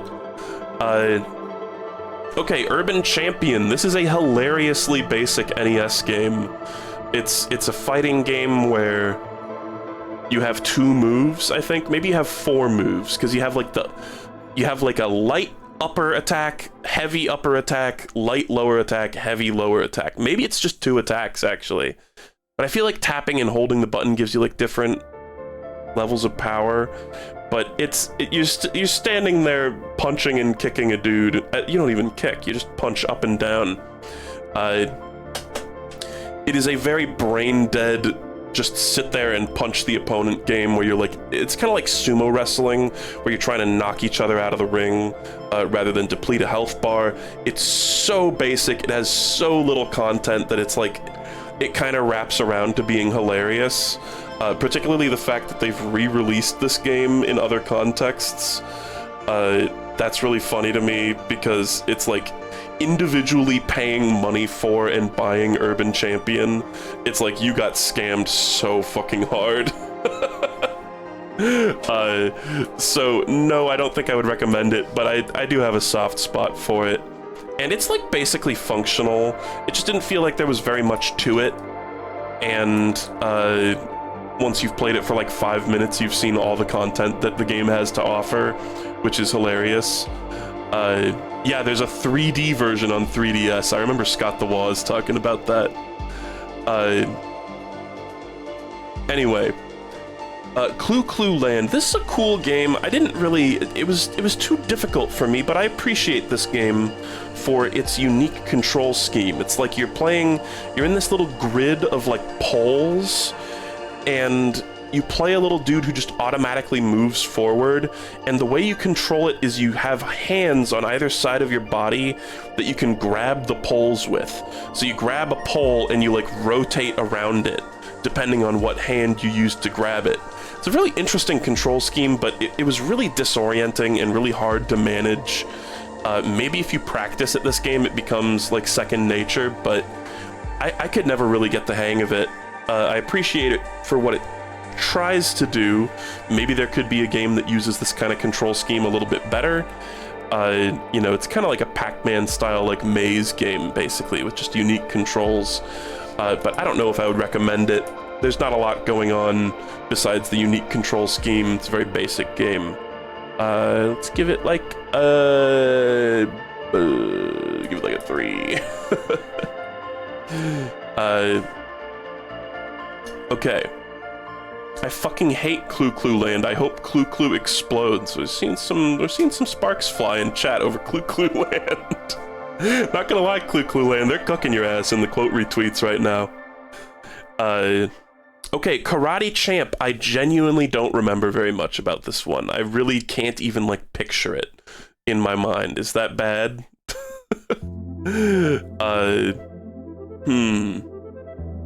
It can't have been good. If I don't remember it like at all, there's no way it was good, right? Let me just like, hold on, I have another tab. Let me just jog my memory real quick. Like early, like NES fighting games are like always terrible. Any fighting game pre-Street Fighter 2 is just gonna be like utter dog shit. Karate Champ. Oh yeah, this is the one where you're like fighting on the cliff. Oh yeah, and like, oh yeah, no, this one was terrible. Really, really atrocious looking graphics. I mean, it kind of looks like a scene from Lisa the Painful. And I seem to recall, like, the controls were busted. It was like my guy kept attacking backwards. It would be like I would hold to the right and be facing right and hit the attack button, and he would attack to the left, and I'd just be like, well, what the fuck do you want me to do, man? So I did not play this one for very long. But it felt atrocious, and it looked terrible and bad. Probably a 1. It was like not even functional, if I recall correctly. Okay. Attack of the Killer Tomatoes. This was a licensed platformer based on the, I want to say it's like a 70s B movie about tomatoes killing people. All I know is stuff that I've heard from Red Letter Media talking about it. The game, I can't imagine the game is very much like the movie at all. It was a relatively graphically impressive 2D platformer. There was the platforming itself, there was like almost nothing to it. Seemed like a very basic, typical crappy NES platformer, but I did appreciate a few things about the graphics. I remember the very beginning of this game, there's like you're walking past streetlights, and it's like things actually get illuminated by the streetlights when they pass underneath them, which is like crazy tech for the NES. So another one where I'm kind of like, oh, you know, there was some cool stuff for the era it came out, but not worth playing. It wasn't, I don't remember it being like frustrating or terrible or anything, but it was just mediocre and sort of forgettable. I'll give it a 2.5. Gut Instinct again. Okay, second in a row NES tomato game. Princess Tomato in the Salad Kingdom. This is a very charming game. I didn't get very far in it, but it's like a first-person point-and-click adventure. Not point-and-click, but you know, it's like a first-person adventure game.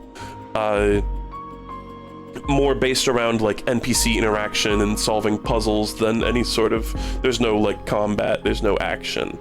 It was a very cute game, lots of very cute sprite art and environments, very quaint, very adorable. I didn't play it very far. Maybe someday I'll give this one another chance and play through it more, but it was like we got to the point where I was like stuck and I was like, okay, I'm done. But it's been charming up until that point. So, yeah, I don't really have much else to say about it, but it was, I think charming is the best word for it. There was, it had a lot of heart, and it had a lot of personality for an NES game. It's funny how often when reviewing NES games I have to say, for an NES game, for an NES game, for an NES game, because a lot of NES games are, you know, very rudimentary, but I do think I've, like, come around I used to say, like, oh, the NES is like a shovelware console, you know, there's like 10 good games for it and then the rest of it's just dog shit, but I've come around on that. It's not that simple. There's a lot of good games on there, even ones that aren't, you know, Mario or Zelda or Punch-Out. Like Rad Racer was awesome. Pinbot was pretty cool, you know. There's a lot more of a gradient of quality. There is a lot of stuff that's just terrible, but I don't hate it for that. Kirby's Adventure, yeah, Kirby's Adventure slaps.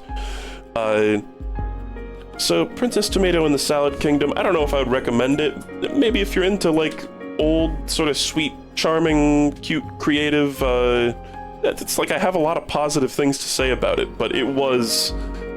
The puzzles themselves didn't feel intuitive or interesting. There wasn't really anything to figure out until I got roadblocked, and then it felt like, what the hell do I do? But it was just cute. It was a cute thing. You know, in terms of, like, playing it, I'd give like a 5.5. I just, you know, didn't feel inclined to push past the first tiny bit of resistance I found at it. So keep that in mind. Yo Noid. Man, I don't remember much about this one either. Like, I do. I remember I watched Lark play it. I remember watching Lark play it more than I remember playing it. Another pretty basic, this is kind of like Attack of the Killer Tomatoes, licensed platformer with a corporate mascot. Yeah, it wasn't terribly fun. The controls were fine, if I remember correctly, but I do remember this one at a certain point. I was like, oh, there was like a bullshit ice level or something, like, really early on, and I was like, fuck this. It just was irritating. Another typical kind of low quality NES licensed platformer. Just get it out of the way. I think like a 3, I don't know. No, would not recommend. Okay, Punch-Out hacks. I'm gonna give this one an NA. But these were cool. A lot of them were just kind of reskins of Punch-Out. Yes, this is where the nude mod was, where Glass Joe was hanging dong. A lot of them were just reskins, and what few technical changes there weren't exactly mind-blowing, but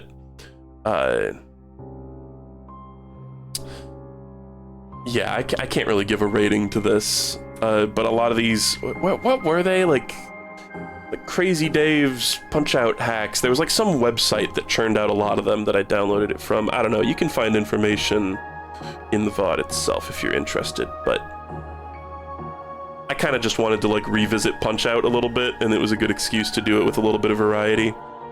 I think some of them it was like, oh, you're fighting, like, Princess Peach and stuff like that. Like, some of the sprites looked a little stinky, but it was kind of funny. Okay, Mr. Gimmick. I mean, this is a classic. This is a banger. This is like an absolute yes, would recommend. Possibly like a must-play for NES enthusiasts. Really good original IP platformer. I don't think it's based on any pre-existing work. And it's just a really great game with a really great sense of, like, solid controls, really great, like, simple movement ability that it's kind of like Celeste in a way, where it's like you basically have one move the whole game, but the different ways that you can use that move and the different ways that it interacts with the environment has staggering complexity. Banger fucking soundtrack. There's this whole thing where the soundtrack is, like, not as good or complex if you're playing it on the NES as it is if you're playing on, like, a Famicom or something. Like, different releases of the game had different levels of detail on the soundtrack because of, like, the chips that were involved. It was like some versions of the game have an extra chip on the motherboard or on the in the cartridge, basically. So I played the version that had the lesser music, but it was still banger music, honestly.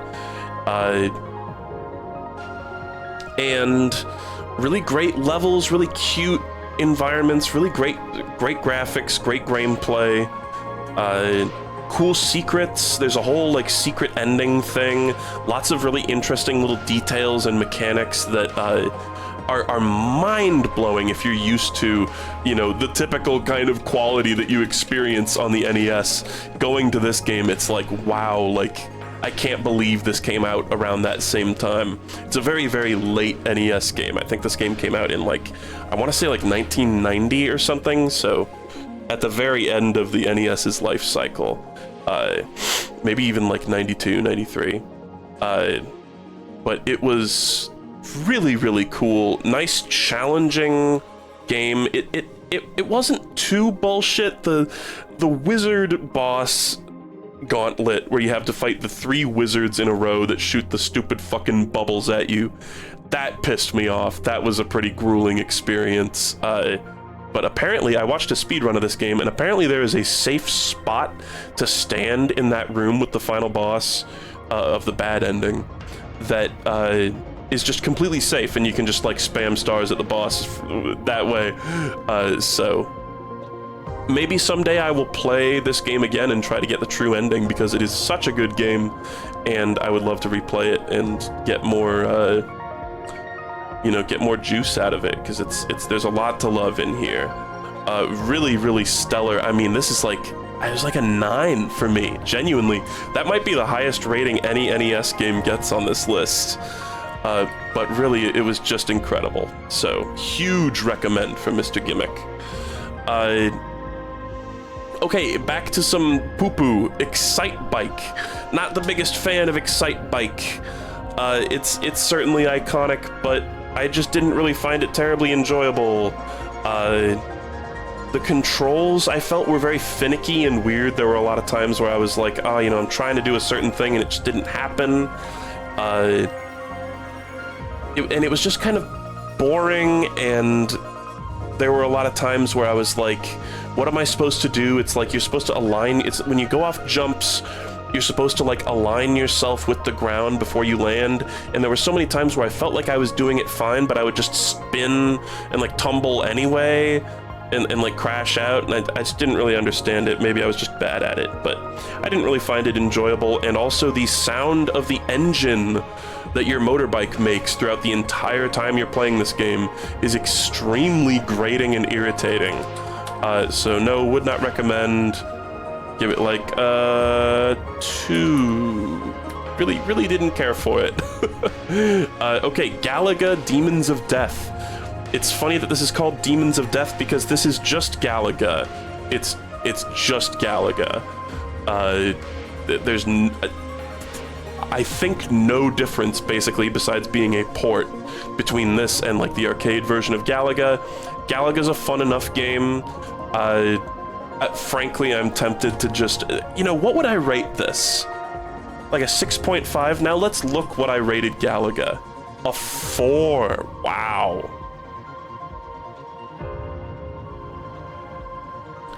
Yeah, maybe 6.5 was a bit generous. I know I'm like, don't compare the numbers, and then I'm sitting here comparing the numbers. But yeah, Galaga Demons of Death, I don't know. I mean, it makes sense to just give it the same rating that I gave the original, honestly, because it's like the exact same fucking game. It's a fun enough but very basic space shooter. I know. I guess I'll recommend it. What a shit show. 4, yes. I don't know. Galaga's a very basic space shooter. But if you're looking to play Galaga, the NES version is a perfectly acceptable version. It is a fun enough game. It's endured for a reason, you know. It is an enjoyable game. You know, let's give it like a 6 here. Who cares if it's illogical? I like Galaga. Why did I give the original a 4? What the fuck was I smoking? It's fine. I don't know why it's called Demons of Death, but it's fine. It's literally just Galaga again. Refer to my previous Galaga review, where I apparently gave it a 4. I don't know. Who cares? Okay, the Flintstones, the surprise at Dinosaur Peak. And yes, as I've noted here, sometimes this game has an exclamation mark, sometimes it doesn't. I guess you guys can't read the whole thing. It says, sometimes this game has an exclamation mark at the end of the title, sometimes it doesn't. Messed up world we live in. Just a little bit of... it always baffles me when games don't have a consistent title. Like, what was the other one? There was like a Pajama Sam game that had that same kind of deal, where it was like... I think it was Pajama Sam's Lost and Found, maybe? Where it was like some versions of it have an apostrophe S and some of them don't. I don't remember. It always fascinates me when games are like that, where they can't decide what their actual official like writing of the name is. So yeah, this is Flintstones. It's not even the real... People were quick to say that's not even the real Granddad game. I think there are sprites that overlap with this and the famous ish Flintstones NES game that 7 Granddad is based off of, but maybe not. It's a Flintstones game. I had heard that it was actually pretty decent, but playing it I was like, I kind of hate these controls, I kind of hate these levels. It's got this whole thing where you swap back and forth between Fred Flintstone and Barney Rubble, and they have different move sets, which is kind of a neat idea, but I didn't really find it very enjoyable. I got stuck at this boss that took genuinely like 50 hits to kill, and it was really, really tedious. But it was pointed out to me in the comments section of that video that I think I could have broken a rock on the side of the arena and let the boss like fall off the side to its death. Which, if that's the case, maybe I just had a skill issue and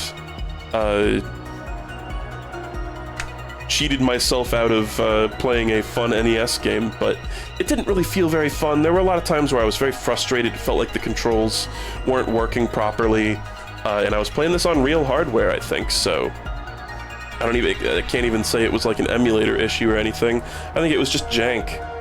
So maybe it's cooler than I thought it was, but I didn't think it was very good. Not gonna recommend it, and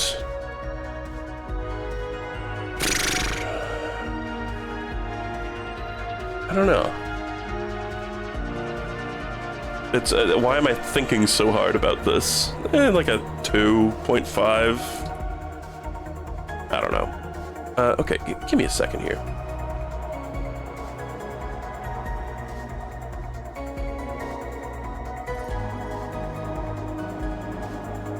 Don't forget to drink water, folks. Stay hydrated, especially if you're sitting here talking for an hour and 48 minutes.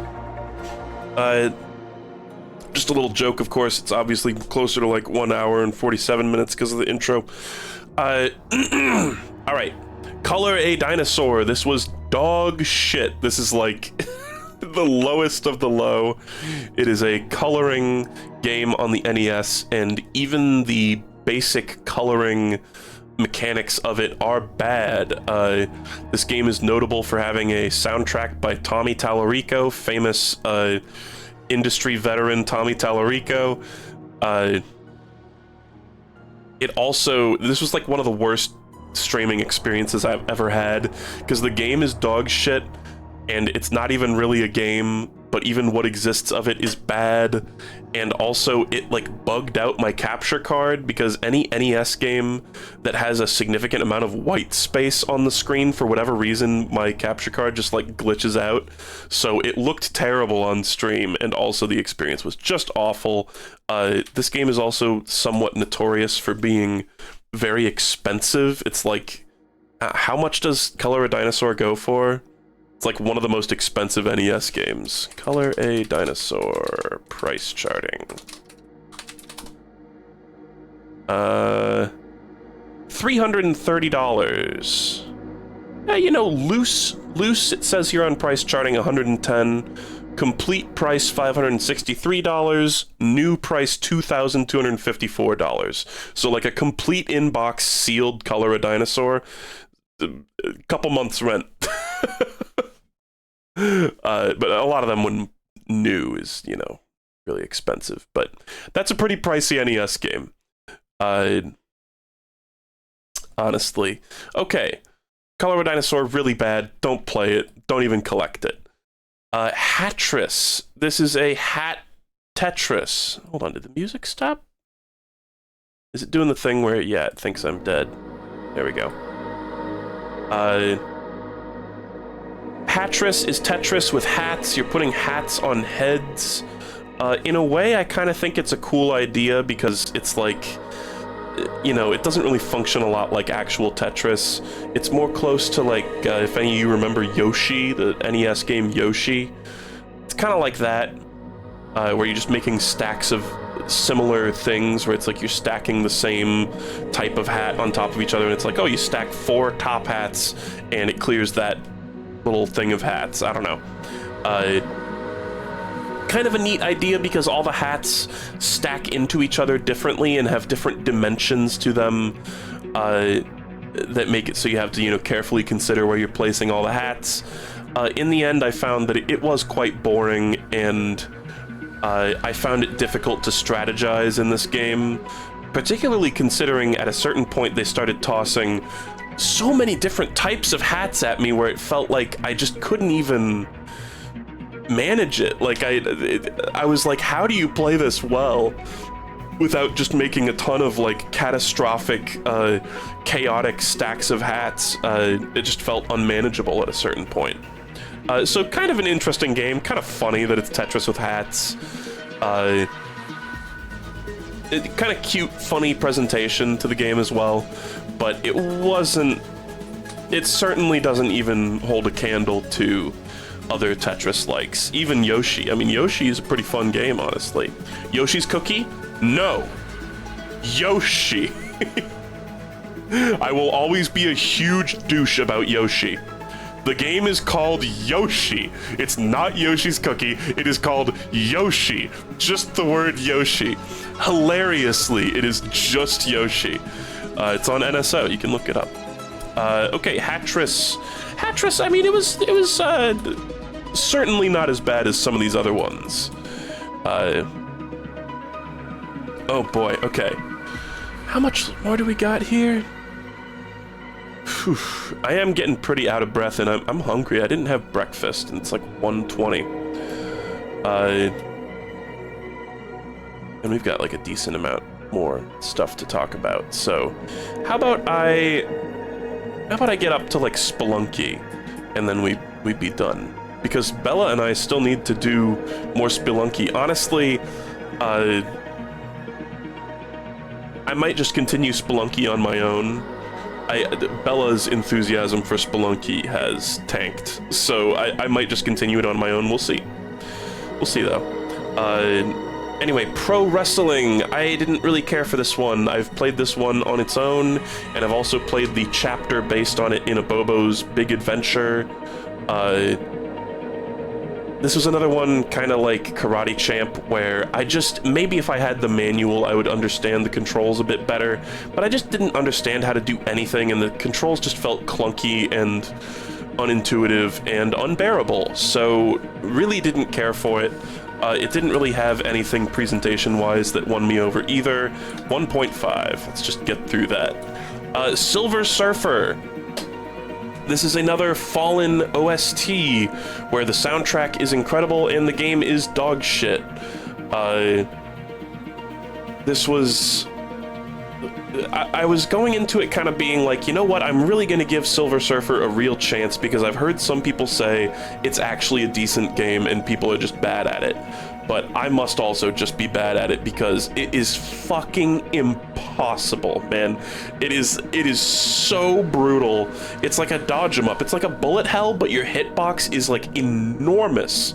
And if you touch anything, you instantly die, as is well documented by the AVGN. So, really great soundtrack, actually unbearable to play. I couldn't get I feel like I couldn't get like 15 seconds into any of the levels. And it's kind of, I think it's got like a Mega Man type of structure where you can go into any of the levels from the start. You just need to clear all of them at a certain point to like beat the game, or maybe you unlock a final level. I don't know. I'll never know. But I don't know really how to rank this. It was terrible. It was terrible to play, but the music at least adds something to it. But it's like, it's almost like a crime because you can't listen to the music because the game kills you so quickly. So yeah, I don't know. I'm slandering you. Honestly, Bella, I mean, every time you say like, oh, you know, I agreed to play it with you again, but it's like, you clearly don't want to. And every time I'm like, oh, let's play Spelunky, you're like, oh, like, okay. You give me so much like resistance to the concept of actually playing it. And the last couple streams of it, you've been really unenthusiastic and been like looking at your phone the whole time. And it's no fun playing with someone who's just like not into the game, especially on stream. I don't know. That's just how I feel. If you want to play it, we can play it. But I don't know. I don't want to play it if you're just going to be sitting there looking at like Uma on your phone because you're bored of like the caves or whatever. It's that's part of the game. That's because a big Uma banner dropped one of those. Okay, well, we can give it another shot. We've got the mod. Kittle Scribbles made a cool mod to play as like a little fruit guy, so I absolutely want to play it again. We can do it again. We can do it again, and power through it maybe and get one of the endings. God forbid. I just detected very low enthusiasm. Mom and Dad, stop fighting. Anyway, we will see more Spelunky on the channel regardless. And I think I am going to call it there. Next time, maybe we'll have more Spelunky under our belts and we can do like a real review of it. I already, you know, could say a lot about it, but I'll save it. I'll save it because my voice is getting tired and I want food, and we've already done quite a bit today.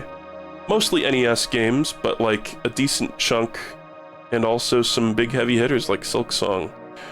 People can finally... I know I was kind of holding off on reviewing Silksong while playing it, so hopefully the review that I gave was worth the wait. And there will be more streams soon. I will not be taking another 2-week hiatus. Thank you for your patience with me while I was taking that hiatus. And should we go raid somebody? Let's see. Anybody alive? Oh, NL's playing Lego Party. Yippee. MBT's playing Garten of Banban? What the fuck, MBT? Is this what Garten of Banban looks like? Oh boy. Anybody doing Cruelty Squad? No.